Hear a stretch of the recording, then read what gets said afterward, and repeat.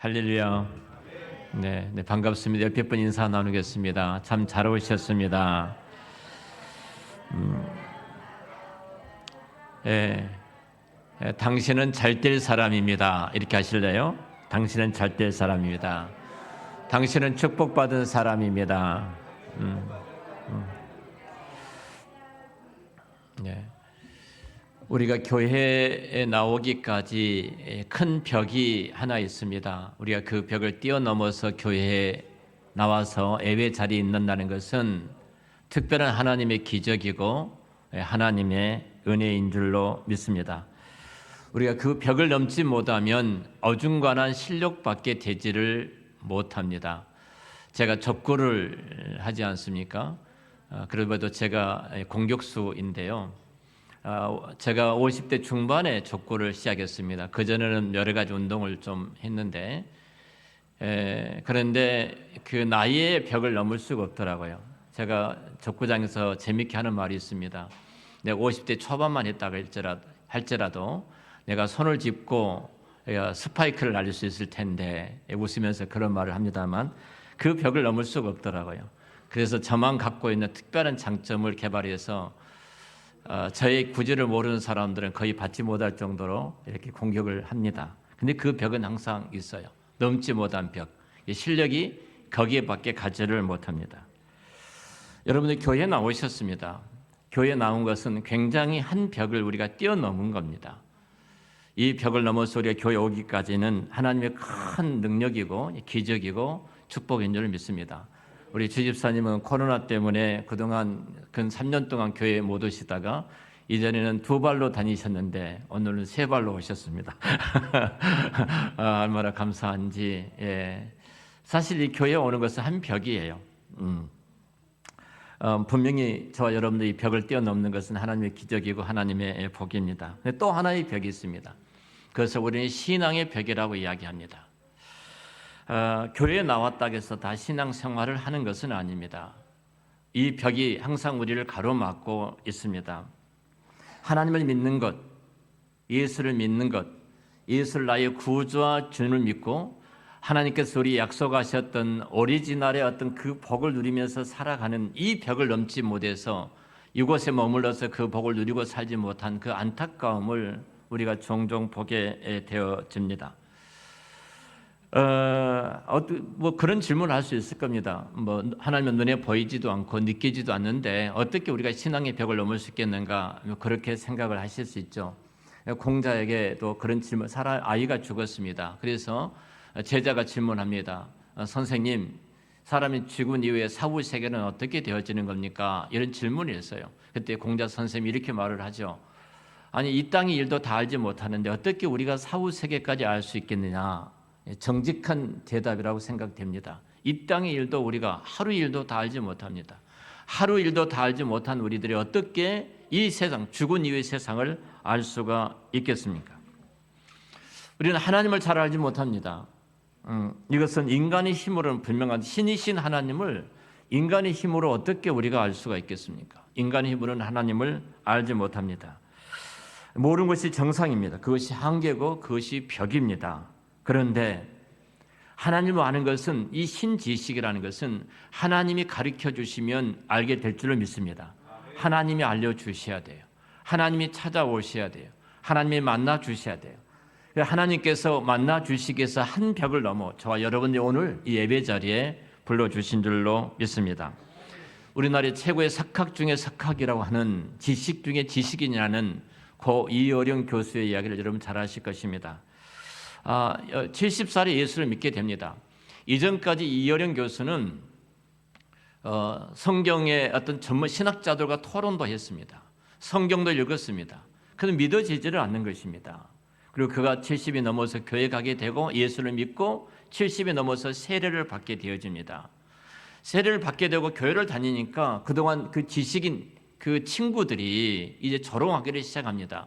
안 됐다는 식으로 교회 다닌다면서, 예수를 믿는다면서 인생이 왜 그렇게 살아, 이렇게 비웃는 것입니다. 너무 아쉬워하면서 질책도 하면서 예수쟁이 됐다면서, 비웃는 투로 예수쟁이 됐다면서 이런 말을 너무 많이 듣는 거예요. 그래서 이 그 이어룡 교수께서 이런 질문에 대한 대답으로 그가 쓰신 것이 지성을 넘어 영성으로란 책을 그분이 쓰셨습니다.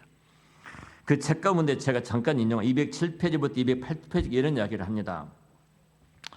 왜 교회에 나가느냐고 묻는 사람이 있으면 난 이렇게 반문한다. 배가 고프면 어디에 갑니까? 배가 고프면 어디 가지? 우리 학생들? 식당에 가지. 역시 잘 알아요. 지적인 갈등이 있으면 어디 가죠? 우리는 도서관에 가서 책을 뒤적일 겁니다. 몸이 아프면 어디 가죠? 병원에 가는 것입니다. 이 말씀 쭉 하세요. 심심하면 노래방에 가든지 극장에 간다. 그럼 나는 이렇게 말합니다.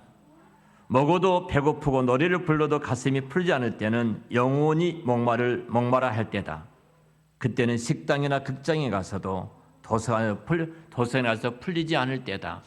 그때에 나는 교회 가게 됐다. 이 말을 합니다. 사실은 교회 가는 것에 대해서 어떤 사람들은 이제 비웃기도 하죠. 뭐 통성 기도도 하고 방언 기도도 하기 때문에 그런 또 이야기를 또 본인이 많이 들으셨던 것 같아요. 그래서 그분은 이렇게 말을 합니다. 배가 고파 식당에 가면 맨날 맛있는 음식만 나오는 것은 아니지요. 도서관에 가서 책을 찾았는데 시원찮은 책이 또 있을 때 있습니다. 극장에서 갔을 때 눈물 한 방울 흘리지 못하는 감동이 없는 그 영화를 볼 때도 있습니다. 그런데 가슴이 아플 때 영화관에 가고 배고플 때 식당에 갑니다. 그러다 보면은 진짜 식당과 좋은 영화를 만나게 되어집니다. 이 말하면서 배고픈 사람이 극장에 가서 왜 밥이 안 나오나 목을 빼고 기다려 소용이 없고 실현당한 사람이 식당에 가서 마구 먹어봐야 가슴이 채워지지 않는다. 내가 갈급할 때 찾아가는 곳은 어디인가 하고 물을 때 세속은 권력, 돈, 지식의 자리에서 찾아가지만 채울 수가 없다. 그래서 저와 여러분은 이 교회에 와 있습니다. 이 이야기를 합니다. 여러분 아무리 먹어도 배고픈데 그 외로움을 채워지지 않을 때 어디 가십니까? 내가 고급 아파트에 살아가도 행복하지 않는 삶을 살 수 없을 때 무엇으로 여러분 그것을 허전함을 채우십니까? 괴로움 때문에 밤새도록 술을 마시게 된다고 해서 그것이 괴로움이 사라진 것이 아닙니다. 오히려 알코올 중독으로 가는 길이 되고 말 것입니다. 마음이 고프고 영혼이 목마른 사람, 이어령 교수님은 교회에 나와서 예수를 믿으면 그 갈증이 해결됩니다. 이것이 신앙의 벽을 넘어가는 것입니다.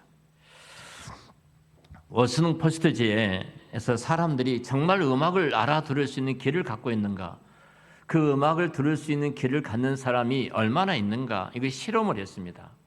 조수아 베르라는 세계적인 바이올리니스트에게 이 그 허름한 거지들이 입는 옷을 입게 하고 얼굴에 분장을 하고 지식인들이 다니는 떵떵거리는 사람들이 다니는 그 워싱턴 그 큰 길가에서 연주를 하게 했습니다. 조수아 베르는 이런 생각을 했어요. 내가 연주하면 수많은 사람들이 와서 내 곡을 듣고 이렇게 사인을 해달라고 할 것이다. 그리고 연주를 시작을 합니다. 아침 7시부터 8시 반까지 연주를 시작했는데 그곳에 찾아와서 그 연주를 들은 사람은 아무도 없었습니다. 출근하라고 바쁜지 그렇게 분주하게 뛰어가는 사람들, 가는 사람들 많이 있고 핸드폰을 보고 통하는 사람도 많이 있을지라도 그 연주 소리 듣고 멈춘 사람이 없었어요. 그런데 딱 한 사람이 있었습니다. 그 사람이 구두닦기라고 합니다. 이어령 교수 책에 나온 이야기입니다. 구두닦기만이 그 음악을 알아들었다고 합니다. 그가 조수아 베레를 모르고 이 사람은 몰라요. 근데 이렇게 연주한 것 보니까 특별한 사람이구나. 그걸 느끼고 그곳에서 그냥 들었다는 것입니다. 여러분, 하나님은 우리 곁에 계십니다. 하나님 우리와 함께 하신 줄 믿습니다. 근데 우리가 너무나 바빠서 내가 예배 시간에 앉아있지만 다른 생각에 사로잡혀서 오늘 또 우리 가운데 찾아오셔서 말씀하신 그 하나님을 만나지 못하고 그 하나님을 보지 못하고 그 음성을 듣지 못하고 그 하나님과 접촉하지 못하고 있는 우리들의 모습들을 보게 되어집니다. 세계 최고의 바이올리니스트 조수아 벨이 길거리가 아니라 여러분 세종문화회관에서 이분의 그 보편적인 이분의 그 티켓이 100만 원 이상이 된다고 합니다. 세종문화회관에서 와서 연주를 할 때 어떤 사람이 100만 원이 넘는 티켓을 저에게 주고, 저는 살 수 있는 능력이 없으니까 주고, 목사님 가서 관람을 하십시오 이렇게 줬다면 저는 가자마자 은혜를 입을 겁니다. 저는 들을 수 있는 귀는 없습니다만 그 한 가지 때문에 그곳에 앉은 순간 전율을 느끼는 그 감동을 받지 않겠습니까? 알지를 못해도, 관심이 없는 사람도 너무 유명한 사람이 연주하니까 그냥 앉아있다 보니까 같이 감동이 되어지는 거예요. 마찬가지로 우리는 교회는 나와 있지만, 우리 예배당에 우리가 찾아와 있지만 조수아벨 연주를 듣기 위해서 티켓을 타고 공연에 들어간 것처럼 선망하는 사람만이, 사모하는 사람만이 하나님을 만나는 공간이 이 예배의 공간이 될 줄로 믿습니다. 오늘 이 거룩한 공간에 이 은혜가 있기를 축원합니다. 오늘 성경 말씀 보면은 달리기를 잘한다고 빨리 달린 것도 아니고, 힘이 있다고 전쟁에서 이긴 것도 아니고, 지혜 있다고 음식을 얻는 것도 아니고, 똑똑하다고 재물을 얻는 것도 아니고, 인텔이라고 은총을 입는 것도 아니다. 왜냐하면 그들 모두에게 기회가 있고 때가 있기 때문이다. 이 기회는 성공의 기회일 수도 있고, 성공의 때일 수도 있고, 실패의 때일 수도 있고, 망할 기회일 수도 있다. 여러분, 달리기를 잘한다고 다 해서 1등 한 것은 아닙니다. 우산 볼트라는 세계적인 총알처럼 빠른 사람이 실격당한 것을 여러분 잘 아셨을 것입니다. 이 사람이 등장한 순간 이 사람은 항상 1등이었습니다. 누구도 따라오지 못한 사람의 실격을 당했습니다. 우리가 잘 아는 스케이트에서도 우리나라 선수들도 이렇게 넘어져가지고 1등을 달리다가 넘어져가지고 여러분 그 실격을 당한 것도 여러분 잘 아실 것입니다. 인생이 우리 마음대로 되어진 것은 결코 아니라는 것입니다. 인생이 내 마음대로 되어지지 않는다는 것은 내가 주인이 아니라는 것입니다. 내가 주인이 아니라는 사실을 아는 사람만이 한 신앙의 벽을 또 넘어서 진정으로 우리 주님을 만날 수가 있어요. 내 인생에 하나님의 손안이 있다는 사실을 알고 그 신앙의 벽을 뛰어넘어서 그분을 의지하는 것이 우리는 새로운 신앙의 세계로 들어가는 시간, 새로운 신앙의 벽을 넘어서 하나님 만나는 그 은총이 있게 될 줄로 믿습니다. 이 벽을 넘은 사람은 새로운 세계가 열려질 것이고 하나님과 함께 사는 세계가 그 인생의 속에 펼쳐지게 될 줄로 믿습니다. 천하와 만물을 창조하시고 다스리신 그 하나님, 우리 인생을 붙드시고 이끌어가신 그 하나님을 인격적으로 만나게 되어질 줄로 믿습니다. 자, 그런데 여기까지는 우리는 접근한 사람입니다. 누가복음 8장에 보면은 혈루증 여인이 등장합니다. 자, 혈루증 여인의 우리 아동부가 있어서 영상을 잠깐 보도록 하겠습니다.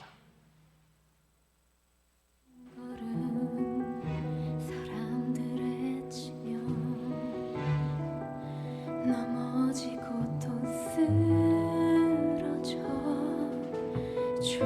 조금씩 더 조금씩 예수께 나아가네. 저 옷자락에 닿기만 해도 나의 아픔은 모두 사라질 텐데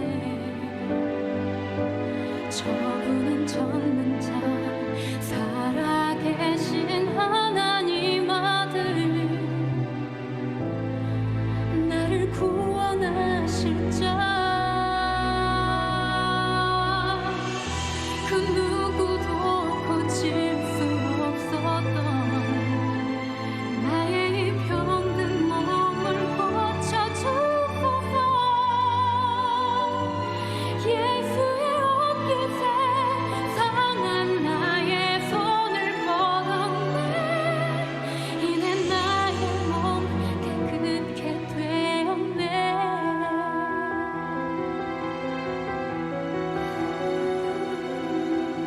네, 감사합니다. 여기까지 보겠습니다. 혈루증을 앓는 여인이 있었는데 이 여인은 피가 멈추지 않는 질환을 갖고 있습니다.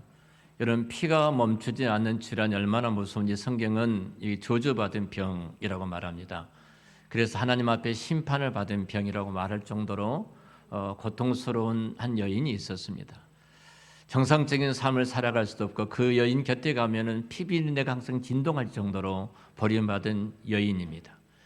이 여인이 예수님이 오신다는 소식을 듣고 수많은 군중들이 둘러싸여 있는 그 예수님에게 찾아갑니다. 접근을 하게 됩니다.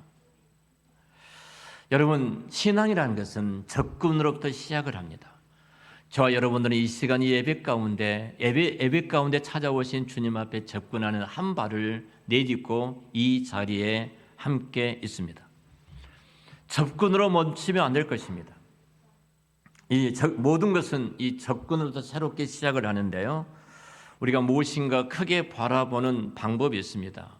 망원경을 통해서 멀리 있는 물체를 우리가 크게 바라볼 수가 있죠. 그런데 가까이 가서 보면은 더 자세하게 분명하게 보일 것입니다. 감동도 다를 것입니다. 망원경으로 멀리 있는 것을 사물을 볼 때하고 가까이 가서 볼 때 하는 감동이 분명히 차이가 있을 것입니다. 말씀을 드릴 때도 마찬가지입니다. 말씀을 드릴 때 앞자리에 앉아서 말씀을 듣는 사람과 분명히 기둥 뒤에서 보이지 않는 곳에서 말씀을 듣는 사람과는 그 접근과의 접촉에 분명한 차이를 가질 수밖에 없습니다. 중요한 것은 이 많은 무리들이 예수님을 둘러싸고 접근하고 있었습니다. 근데 유일하게 한 여인만 그 예수님께 접촉을 했다는 것입니다. 이 여인은 불치병을 안고 있습니다. 차마 너무 부끄러워서 온몸에 피가 나기 때문에 키를 뒤집어 쓰고 숨기면서 예수님 앞에 나왔을 것입니다.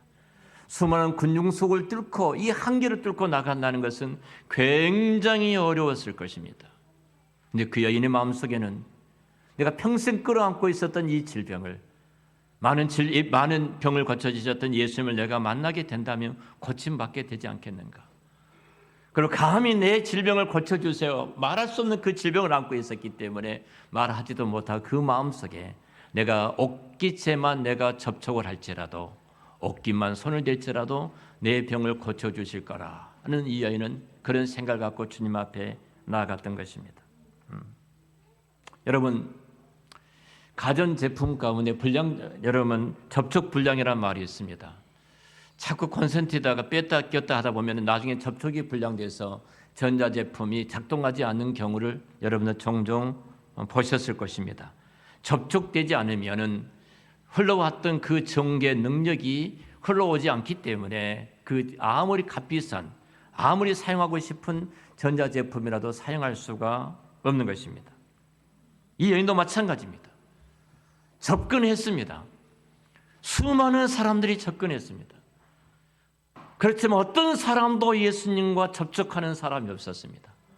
유일하게 예수에게 접촉했던 사람은 이 여인 한 사람뿐이었습니다. 이 옥깃에 손을 댔단 말을 하토마라는 단어를 쓰고 있는데요. 하토마는 이런 뜻이 불을 켜다, 스위치를 눌러서 불을 켜다, 접촉하다, 물체와 물체를 꼬아서 만나게 하다, 이런 뜻을 가지고 있습니다. 불이 켜는 것입니다. 스파이크가 일어나는 것입니다. 이 여인은 예수님의 옥깃에만 내가 손을 댈지라도 내 질병이 고침받으리라는 확실한 믿음을 갖고 주님의 옥깃에 손을 댔어요. 갑자기 예수님의 능력이 나간 것을 예수님이 깨닫게 됩니다. 말씀도 안 했습니다.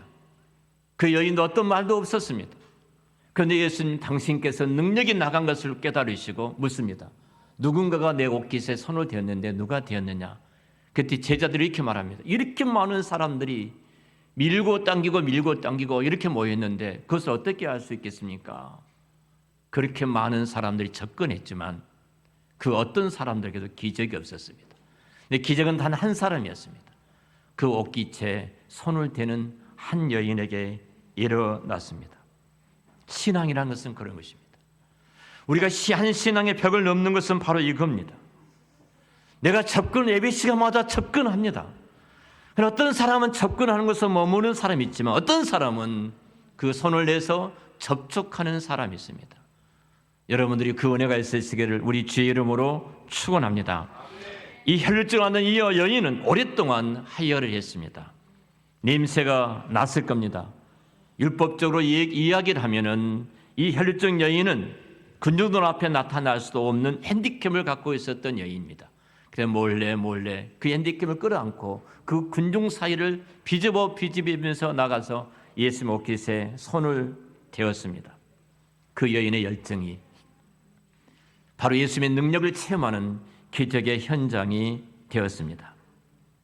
예수님의 능력이 나갔습니다.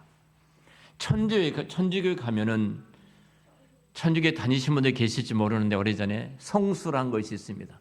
성수라게 해서 물에 담겨진 그 물을 성수라게 해가지고 그 물을 뿌립니다. 그러면 깨끗해진다고 해서 물을 뿌리죠. 이렇게요.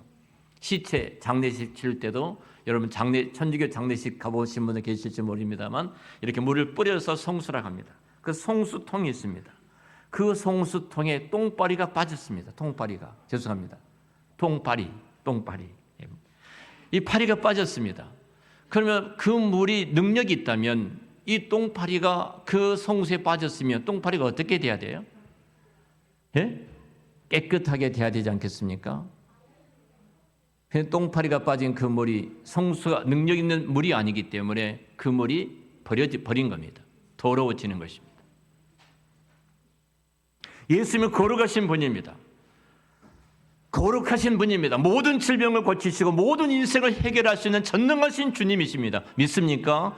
천지 만물을 창조하시고 오늘 또 택한 자기 백성들에게 하나님께서 약속하셨던 기쁨의 복, 자유의 복, 안식의 복, 왕권의 복, 하나님이 약속하셨던 부유의 복, 모든 오리지널 복을 갖고 계신 그 주님께 접촉하면은 그 능력을 갖고 계시기 때문에 그 복이, 그 행복이 우리 가운데 흘러오게 될 줄로 믿습니다. 바로 혈류증 여인이 그랬어요. 부정한 여인입니다. 피가 흐르는 부정한 여인입니다. 그런데 그 여인이 예수님 옷깃에 손을 대는 순간 예수님이 더러워진 것이 아니라 예수님이 부정해진 것이 아니라 전능하신 능력의 우리 주님의 그 권능이 그 여인이 흘러가서 그 여인을 깨끗하게 해주셨던 사건. 우리가 어떤 죄를 지었다 할지라도 우리가 어떤 삶을 살았지라도 내가 지금 어떤 길을 걸어갈지라도 이 시간 우리가 그 예수님 옷깃에 손을 대는 순간 바로 저와 여러분들은 깨끗하게 치료받을 줄로 믿습니다. 우리 모든 인생의 문제가 해결될 줄로 믿습니다. 사랑하는 여러분은 접근하고 있습니까? 여러분은 접촉하고 있습니까?